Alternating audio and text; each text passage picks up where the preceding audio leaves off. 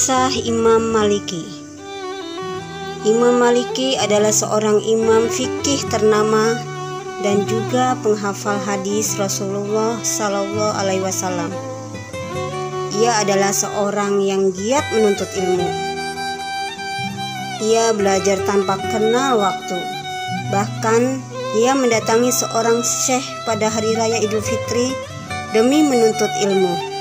Karena keluasan ilmunya itulah banyak orang yang berguru kepadanya.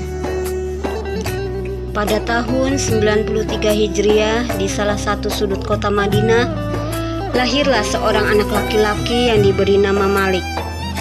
Nama Malik diambil dari nama kakeknya, sedangkan ayahnya bernama Anas bin Malik. Anas bin Malik adalah seorang laki-laki bertakwa. Ia bekerja sebagai pembuat anak panah. Meski lumpuh dan tidak berdaya, Anas tekun bekerja. Ibu Malik bernama Aliyah binti Syarik al-Azdiyah.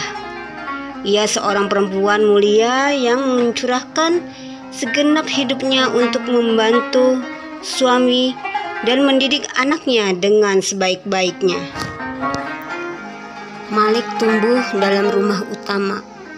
Di rumah utama itu, setiap penghuninya sibuk mempelajari hadis Rasulullah Sallallahu Alaihi Wasallam, kabar para sahabat dan fatwa-fatwa mereka.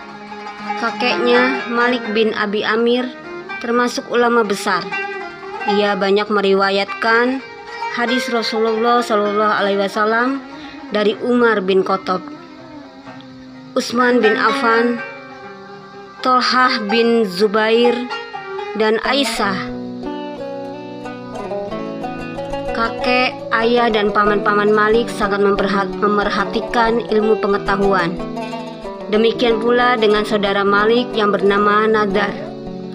Nadar tumbuh bersama Malik di lingkungan rumah yang soleh tersebut. Nadar menuntut ilmu dari para ulama terlebih dahulu, kemudian Malik melakukan hal serupa dengan saudaranya. Karena itu, Malik dikenal dengan sebutan saudaranya Nadar. Sebutan itu terus melekat pada diri Malik, sehingga ia lebih terkenal daripada Nadar. Orang-orang pun mengatakan sebaliknya, Nadar saudara Malik. Selama 1 jam, Ibu Malik terus menjelaskan tentang penting dan bermanfaatnya ilmu.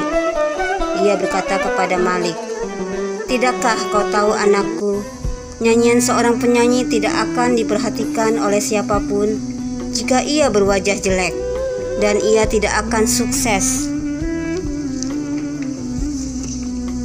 Malik seorang anak yang pintar dan cerdas. Ia mengerti maksud perkataan ibunya. Malik berkata kepada ibunya, "Tetapi aku tidak jelek, Bu. Allah Subhanahu wa Ta'ala telah memberi Malik wajah yang tampan sekali dan tubuh yang indah." "Anakku, ibu ingin kau menjadi ulama terkenal yang dibicarakan semua orang," Malik berkata kepada ibunya. Lalu ibu ingin aku melakukan apa?" Sang ibu mengatakan, "Mulai sekarang temuilah Rabi'ah bin Abi Abdurrahman, belajarlah ilmu pengetahuan darinya dan teladanilah budi pekertinya. Ayo anakku, pergilah kepada Rabi'ah, lalu ambil ilmunya dan teladanilah budi pekertinya, karena ilmu tanpa budi pekerti tidak berarti apa-apa. Begitu pula budi pekerti tanpa ilmu tidak ada artinya." Rabi'ah adalah salah seorang ulama dan ahli fikih yang mengharumkan nama Madinah Al-Munawwarah. Ia duduk di Masjid Rasulullah Sallallahu Alaihi Wasallam dan menjadikannya tempat untuk mengajar masyarakat. Rabi'ah selalu dikelilingi orang-orang muda dalam halaqah. Mereka ingin menimba ilmu fikih, hadis atau kabar secara langsung dari Rabi'ah. Malik bin Anas pergi kepada Rabi'ah saat ia masih kanak-kanak. Guru ini juga dikenal dengan sebutan Rabi'ah Ar-Rai. Malik pun menghafal Al-Quran dan hadis-hadis yang diriwayatkan Rasulullah SAW. Ia sudah mulai rajin dan giat belajar dengan penuh kesabaran. Setelah lama belajar bersama Rabi'ah, Malik berhenti. Kemudian ia menimba ilmu dari ulama lain yang bernama ilmu Hurmuz. Ia pun berguru kepada beliau selama 7 atau 8 tahun. Terkadang sang guru menaruh kurma di lengan bajunya lalu memberikannya kepada Malik sebagai bentuk kasih sayang. Malik suka menyembunyikan perhatian lebih gurunya dari murid-murid yang lain. Akhirnya ilmu Hurmuz mengetahui kedatangan Malik yang menunggu di luar rumah. Ibnu Hurmuz memanggil pembantunya dan berkata, "Siapa di depan pintu?" Pembantu itu pergi dan kembali lagi seraya berkata kepada tuannya, "Tidak ada siapa-siapa di sana kecuali orang putih itu." Lalu Ibnu Hurmuz berkata kepada pembantunya, "Panggil dia, ia adalah orang yang alim." Malik senantiasa menemani Ibnu Hurmuz dari pagi hingga malam. Karena Ibnu Hurmuz sudah tunanetra, Malik senantiasa menuntunnya dari rumah ke masjid untuk menyampaikan pelajaran di halakohnya. Kemudian menuntunnya kembali dari masjid ke rumahnya. Malik begitu bersemangat dalam menuntut ilmu. Hal tersebut tampak dari kecintaannya untuk meriwayatkan hadis-hadis secara langsung dari Nafi. Pembantu Abdullah bin Umar bin Khattab, Abdullah adalah salah seorang sahabat yang terkenal sangat bertakwa. Ia selalu mengikuti kebenaran dan hadis-hadisnya sahih. Nafi meriwayatkan banyak hadis langsung dari Abdullah. Sewaktu masih belajar dengan para ulama, Malik ingin sekali berguru kepada Nafi. Padahal Nafi belum pernah mengajar anak-anak, ia juga tak pernah mengajar di halaqah Masjid Rasulullah SAW. Seperti ulama-ulama lainnya, Nafi tinggal di rumah dan pergi ke masjid untuk sholat. Seperti orang-orang Islam yang lain, jika ada orang yang bertanya tentang hadis, ia pun menjawab dan meriwayatkannya sesuai yang ia hafal dari Abdullah bin Umar bin Khattab. Karena itulah Malik ingin belajar hadis dari sumber yang terpercaya. Malik menunggu kesempatan saat Nafi keluar dari rumah menuju masjid. Setelah Nafi selesai dari sholatnya, ia bertanya kepadanya apa yang telah dikatakan Ibnu Umar mengenai hal ini dan itu. Nafi pun meriwayatkan hadis-hadis Nabi kepada Malik seperti yang ia hafal dari Ibnu Umar. Lalu Malik menghafalnya di dalam hati. Ia terus bertanya kepada Nafi sampai ia merasa tidak lupa menjawabnya lagi. Di Madinah ada seorang syekh terkenal bernama Ibnu Syihab Az-Zuhri. Malik ingin menimba ilmu darinya. Namun, waktu yang dimiliki oleh syekh ini sempit. Anak-anak selalu ramai mengelilinginya, baik ketika ia di rumah maupun di masjid. Malik tidak pernah mendapat kesempatan untuk berdua saja dengan syekh. Padahal ia ingin belajar hadis-hadis syekh. Ketika lebaran tiba, Malik tidak langsung pergi dan bersukacita merayakannya seperti anak-anak kebanyakan. Ia menunggu Ibnu Syihab selesai sholat id di masjid dan pulang ke rumah. Ia duduk menunggu Ibnu Syihab di depan pintu rumahnya. Pembantu Ibnu Syihab melihat Malik di depan rumah tuannya. Lalu pembantu itu masuk dan berkata kepada tuannya, "Orang putih itu ada di depan pintu kita, tuan." Ibnu Syihab pun tahu bahwa orang yang dimaksud adalah Malik. Lalu ia katakan kepada pembantunya, "Suruh dia masuk." Malik pun akhirnya masuk. Syekh Ibnu Syihab tidak ingin melukai perasaan Malik karena ia datang tepat di hari lebaran. Akan tetapi dengan sopan ia berkata, "Apakah engkau tidak pulang ke rumahmu?" "Tidak," jawab Malik. "Lalu apa yang kau inginkan?" tanya Ibnu Syihab. "Aku ingin Anda mengajarkan ilmu Anda yang berguna untukku," kata Malik. "Baiklah anakku, mari," ajak Ibnu Syihab. Malik mengeluarkan catatannya dan Ibnu Syihab mulai membacakan hadis-hadis hingga mencapai 40 hadis. Syekh Ibnu Syihab kagum kepada Malik. Ia pun mengambil catatan dari tangan Malik dan berkata kepadanya, "Ulangi hadis-hadis tadi." Malik mulai mengulang semua hadis yang telah dibacakan Syekh Ibnu Syihab. Sebelumnya, tidak satu hadis pun ia lupa. Setelah itu, Ibnu Syihab mengembalikan catatan kepada Malik dan berkata kepadanya, "Berdirilah, kau adalah salah satu wadah ilmu."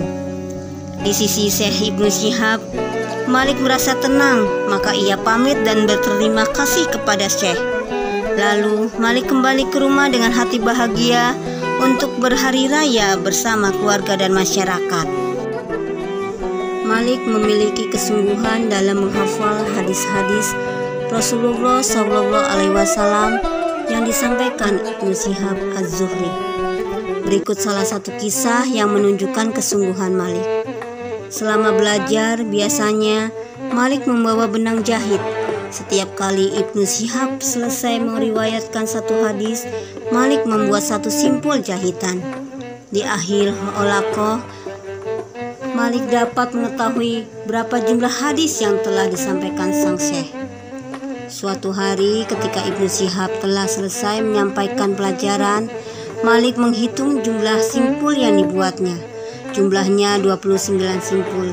Ini berarti dalam halaqah tersebut Syekh telah meriwayatkan hadis Rasulullah SAW sebanyak simpul itu. Malik pergi ke sudut masjid dan mulai menghafalkan hadis-hadis itu.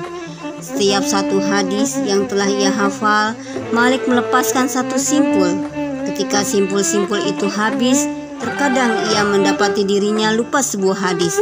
Ia pun geram pada dirinya sendiri dan berkata, "Aku tak akan pergi sebelum mengerti hadis tersebut." Ia pun pergi menemui Ibnu Syihab di rumahnya. Malik masuk dan menanyakan hadis yang ia lupakan. Lalu Ibnu Syihab bertanya kepada Malik, "Bukankah kau ada di majelis tadi, Malik?" "Benar, Tuan," jawab Malik. "Lalu mengapa kau tidak menghafalnya?" tanya Ibnu Syihab. "Jumlahnya ada 30 hadis, tetapi aku lupa salah satunya," jawab Malik. Dengan heran Ibnu Syihab berkata, "Hafalan manusia telah hilang dan aku tidak pernah sekalipun menitipkan hatiku untuk hal-hal lain sehingga aku melupakannya." Ibnu Syihab lalu memandang Malik, "Berikan catatanmu." Kemudian Ibnu Syihab meriwayatkan kepada Malik 29 hadis yang telah ia hafal. Malik lalu menanyakan satu hadis yang terlupa olehnya. Syekh memberitahukan hadis tersebut. Ia tersenyum dan berkata, "Wahai Malik, pada pertemuan berikutnya kau harus lebih memerhatikannya."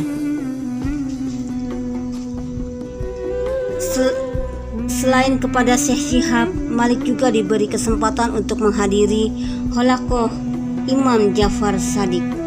Malik pun menimba banyak dari pelajaran itu. Begitulah kehidupan Malik. Ia memberi keteladan atas ketekunan dan kegigihannya. Malik mendatangi para ulama dengan giat dan penuh perhatian. Ia rajin menimba berbagai ilmu yang mampu mereka berikan. Lambat laun Malik tumbuh menjadi pemuda dewasa. Ia menikah dan dikaruniai seorang anak perempuan. Ia harus menafkahi diri sendiri, istri dan anaknya setelah ayahnya meninggal dan mewariskan uang sebesar 400 dinar. Uang itu ia gunakan untuk berdagang pakaian katun. Namun kesibukan menuntut ilmu membuat bisnisnya terbengkalai. Malik pun terpaksa hidup dalam kemiskinan. Bahkan ia menjual salah satu kayu atap rumahnya untuk menghidupi keluarganya. Dalam salah satu riwayat disebutkan bahwa Malik tidak mempunyai makanan apapun untuk anaknya yang masih kecil. Ia menangis sepanjang malam karena kelaparan. Sementara itu Malik memutar penggiling makanan agar tetangga-tetangganya tidak mendengar jeritan tangis anaknya. Di masa krisis itu Allah Subhanahu wa Ta'ala berkehendak untuk mempertemukan Malik dengan salah satu seorang penuntut ilmu yang datang dari Mesir. Namanya Al-Laits bin Sa'd. Setiap tahun Al-Laits menunaikan ibadah haji. Di sela-sela ibadah hajinya, ia mengunjungi Madinah dan makam Rasulullah Sallallahu Alaihi Wasallam. Ia juga mengikuti halaqah para ulama di kota Nabi yang suci. Malik bertemu dengan Al-Laits dan mereka saling mengagumi. Mereka pun menjadi dua sahabat karib. Meskipun fakir dan hidup dalam kekurangan, Malik mengenakan pakaian yang bagus dan menggunakan minyak wangi. Namun Al-Laits mengetahui kondisi Malik sebenarnya. Imam Malik membutuhkan uang. Al-Laits adalah seorang yang kaya raya. Demi membantu sahabatnya, ia memberikan uang yang cukup banyak kepada Malik. Ia pun bersumpah agar Malik mau menerima uang itu. Setelah kembali ke Mesir, Al-Laits masih mengirimkan uang dan hadiah kepada Malik. Berkat bantuan sahabatnya, kehidupan Malik menjadi lebih baik. Para khalifah juga mempersembahkan berbagai pemberian dan harta kepada Malik. Malik bin Anas memilih tinggal di rumah seorang sahabat agung, Abdullah bin Mas'ud. Allah Subhanahu wa Ta'ala telah menyempurnakan nikmatnya kepada Malik dan mengangkat kelak kefakiran darinya. Malik pun hidup sejahtera. Selama 30 tahun lebih, Malik bin Anas terus berguru kepada para ahli fikih dan perawi hadis. Setelah memperoleh riwayat hadis secara langsung dari mereka, ia memeriksa kebenaran sumber-sumbernya. Ia juga mempelajari fatwa-fatwa yang berkaitan dengan hukum-hukum untuk menyelesaikan berbagai masalah yang dihadapi masyarakat. Setelah sekian tahun berguru, tibalah saatnya bagi Malik untuk mengajar dan berfatwa. Meski ingin mengajar dan berfatwa, Malik tidak langsung melaksanakannya. Ia terlebih dahulu pergi menemui 70 syekh pengasuh halaqah di Masjid Nabawi. Ia membeberkan keilmuannya kepada mereka. Kemudian Malik meminta izin agar bisa duduk di halaqah untuk mengajar masyarakat. Imam Malik berkata, tidak semua orang yang ingin duduk di Masjid Nabawi untuk mengajar dan berfatwa bisa duduk sebelum mendapat izin dari para ulama. Jika mereka menilai orang itu layak, baru ia bisa duduk di sana. Aku sendiri tidak mau duduk di sana, kecuali setelah 70 orang syekh menyatakan bahwa aku layak untuk itu. Ketika usia terus bertambah, Imam Malik meninggalkan masjid dan mengadakan halaqah belajar di rumahnya. Sebab Imam Malik menderita beser. Setelah genap berusia 80 tahun, sakitnya semakin parah dan Imam Malik tidak pernah lagi keluar rumah. Setiap kali ada orang yang datang ke rumah, pembantu Imam Malik berkata kepada para tamu, "Syekh menanyakan, apakah kalian ingin belajar hadis untuk menyelesaikan masalah?" Jika mereka menjawab, "Menyelesaikan masalah," Imam Malik segera keluar dan memberikan fatwa kepada mereka. Jika mereka menjawab belajar hadis, Imam Malik menyuruh mereka duduk. Kemudian